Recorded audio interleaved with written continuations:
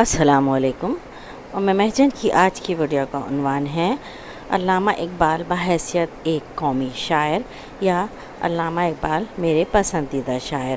آپ سب سے درخواست کہ ویڈیو کو آخر تک دیکھیں، ویڈیو پسند آئے تو لائک کریں، چینل کو سبسکرائب کریں۔ تو آئیں شروع کرتے ہیں۔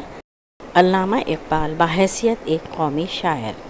انسانی تاریخ میں ایسے بے شمار لوگ ہیں جنہوں نے اپنے شاندار کارناموں سے انسانیت کی خدمت کی۔ جب ہم عظیم شخصیات کی بات کرتے ہیں تو مختلف نام ہمارے ذہن میں آتے ہیں، جن میں سے ایک نام علامہ محمد اقبال بھی ہے۔ علامہ اقبال نہ صرف ہمارے قومی شاعر ہیں بلکہ ایک ایسی باصلاحیت شخصیت بھی تھے جن میں بے مثال خصوصیات ہیں۔ علامہ اقبال ہمارے تاریخی شہر سیالکوٹ میں 9 نومبر 1877 کو پیدا ہوئے۔ 5 سال کی عمر میں مشن ہائی اسکول سیالکوٹ میں داخلہ لیا اور یہیں سے میٹرک تک تعلیم حاصل کی۔ میٹرک کے بعد انہوں نے مرے کالج سیالکوٹ سے FA کیا، پھر گورنمنٹ کالج لاہور سے MA کا امتحان پاس کیا۔ مزید تعلیم حاصل کرنے انگلستان چلے گئے، وہاں سے وکالت اور جرمنی سے PhD کی ڈگری حاصل کی اور ڈاکٹر کہلائے۔ انہوں نے مغربی تہذیب کا قریب سے مطالعہ کیا۔ اس تہذیب میں انہیں بہت سی خامیاں نظر آئیں اور یوں اسلام پر ان کا عقیدہ اور بھی پختہ ہو گیا۔ وہ نظریہ پاکستان کے علمبردار اور عظیم شاعر تھے۔ اردو اور فارسی میں شاعری کرتے تھے اور یہی ان کی بنیادی وجہ شہرت ہے۔ شاعری میں بنیادی رجحان تصوف اور احیاء امت اسلام کی طرف تھا۔ بحیثیت سیاستدان ان کا سب سے نمایاں کارنامہ نظریہ پاکستان کی تشکیل ہے، جو انہوں نے 1930 میں الہ آباد میں مسلم لیگ کے اجلاس کی صدارت کرتے ہوئے پیش کیا تھا۔ یہی نظریہ بعد میں پاکستان کے قیام کی بنیاد بنا۔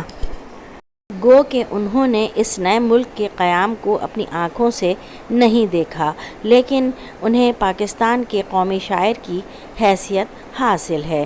یوں تو اقبال نے دنیا بھر کے انسانوں کو مخاطب کر کے شعر کہے ہیں، لیکن ان کی امیدیں، آرزوئیں اور امنگیں زیادہ تر مسلمان نوجوانوں سے وابستہ ہیں۔ انہوں نے مسلم نوجوانوں میں احساس خودی کو بیدار کرنے کا ذمہ اٹھایا ہے۔ مسلمان جب تک علم سے وابستہ رہے، دنیا میں نمایاں رہے، تسخیر کائنات میں آگے رہے، نمایاں کامیابیاں حاصل کی۔ لیکن جب مسلمانوں نے علم کے دامن سے اپنے آپ کو آزاد کیا اور میدان علم سے بھاگے تو ہر میدان میں پسپا ہوئے۔ اسی بات پر حیرت اور افسوس کرتے ہوئے علامہ اقبال نے اپنی شاعری میں اظہار کیا۔ حیرت ہے کہ تعلیم و ترقی میں ہے پیچھے، جس قوم کا آغاز ہی اقرا سے ہوا تھا۔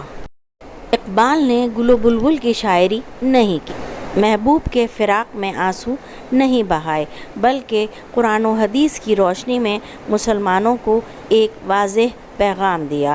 ان کی شاعری عالمگیر کشش کی حامل ہے، کیونکہ اس کا مرکزی نقطہ انسان کی ذات ہے۔ اقبال نے غلامی کے نقائص گنواتے ہوئے اس امر پر زور دیا کہ انسانی شخصیت صرف آزادانہ ماحول میں پنپ سکتی ہے۔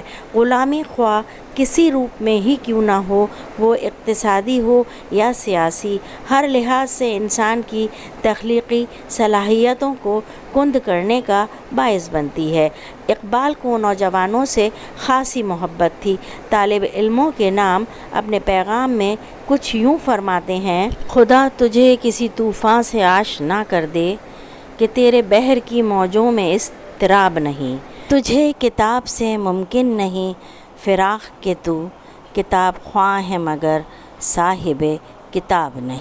کافر کی یہ پہچان کہ آفاق میں گم ہے، مومن کی یہ پہچان کہ گم اس میں ہے آفاق۔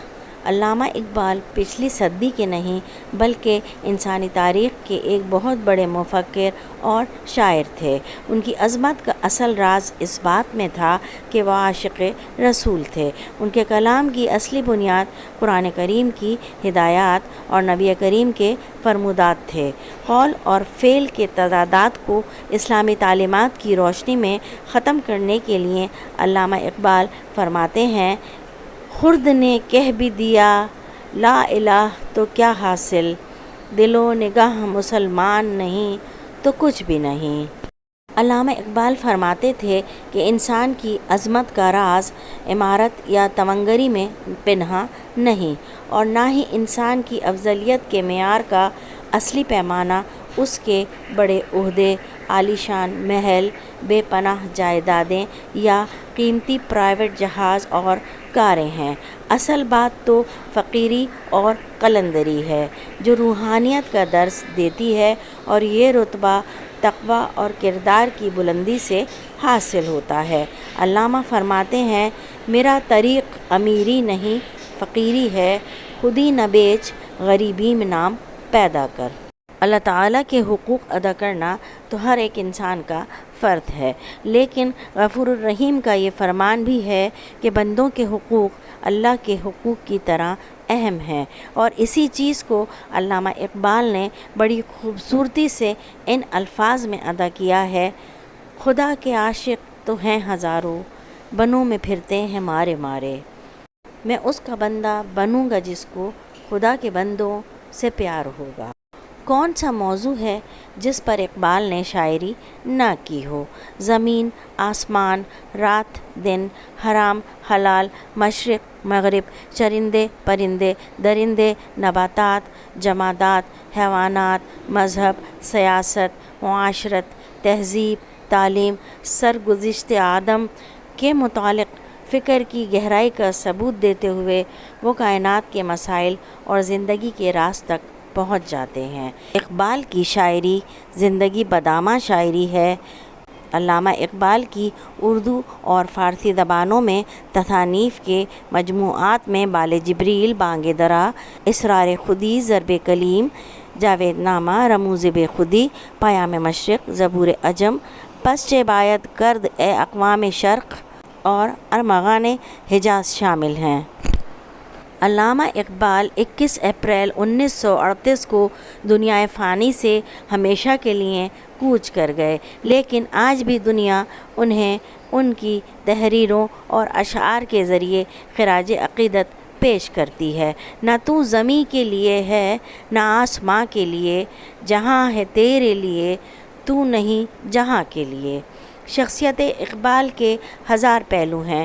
ہم بر صغیر پاک و ہند کے مسلمان خوش قسمت ہیں کہ ہمارے اندر اقبال جیسا دیدہ ور، حساس دل کا دانشور اور فلسفی شاعر پیدا ہوا، جس نے ملت اسلامیہ کے اندر حیات نو اور جوش و جذبے کو بیدار کیا۔ یہ ہمارا فرض ہے کہ ہم اس پیغام کو سمجھیں اور اس کو اپنا لاہ عمل بنائیں، عالم بے خودی سے جہان بے خودی کی طرف بڑھیں اور اپنا اصل مقام حاصل کریں۔